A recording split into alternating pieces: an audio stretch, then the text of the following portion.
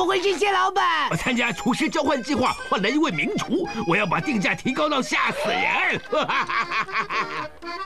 厨师交换计划。对了，你等一下就要去另一家餐厅，远得不得了的餐厅。细节我有点忘了，我帮你整理好行李，85分钟就到。咦，他好像找到了。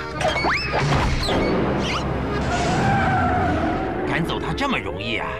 这么多年了，我低估了大众交通工具的神奇力量。